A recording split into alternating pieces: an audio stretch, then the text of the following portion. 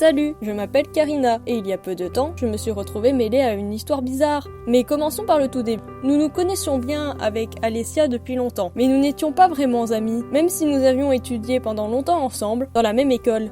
Nous nous sommes également inscrits dans la même université dans une autre ville, et finalement, elle était ma voisine en résidence universitaire.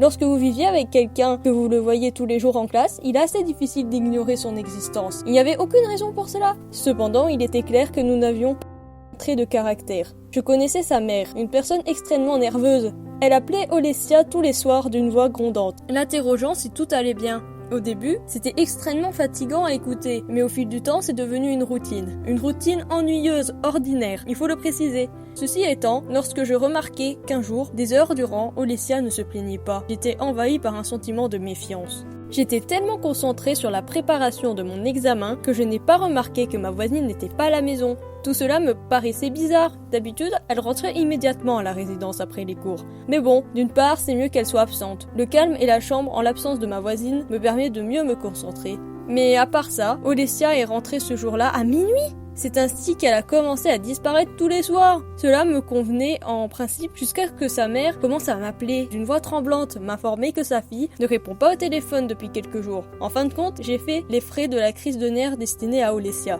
Bon, ok, j'ai mis rude épreuve à ma mémoire en racontant avec soin tous les succès de sa petite fille adulte, mais c'était visiblement une erreur, car après cela, sa chère maman a commencé à me déranger avec des appels. Ainsi, chaque soir, je devais me faire le rapport de chaque action d'Olessia à sa mère qui demandait avec une extrême précision. À un moment, cela commençait à me saouler. J'ai décidé qu'il était temps de mettre fin à cette histoire. Quand finalement, Olessia est rentrée comme d'habitude vers minuit. J'ai exigé qu'elle mette fin à ses promenades nocturnes et se charge d'informer sa mère sur son quotidien. Ce à quoi cette dernière a répondu de manière intelligible. J'ai donc décidé de comprendre où se rendait ma voisine tous les jours.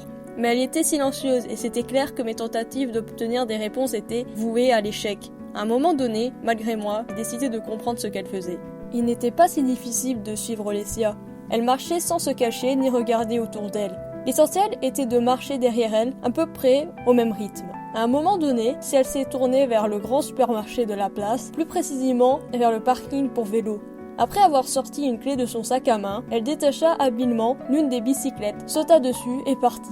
Bien sûr, la suivre à pied était irréaliste.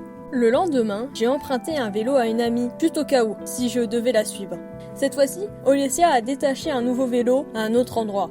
Heureuse de pouvoir la suivre à la vitesse requise, je me suis discrètement lancée à sa poursuite. Elle se rendit dans un garage à la périphérie de la ville, ouvrit la porte et fit entrer le vélo. J'ai décidé de jeter un coup d'œil à l'intérieur, et grande était ma surprise. Et oui, il y avait une douzaine de ces vélos, tous différents. C'est ce que tu voulais pas me dire? Ai-je lancé à ma voisine? De toute évidence, elle ne s'y attendait pas, et se mit nerveusement à regarder autour d'elle. Finalement, elle a tout accouché. Pendant que, par contrainte, j'écoutais sa mère verser des larmes, la douce Olessia se livrait au vol de vélos, en les piquant sur divers parkings de la ville. Entre autres, elle avait avec elle plusieurs garçons qui se chargeaient de décorer les vélos volés pour ensuite les revendre.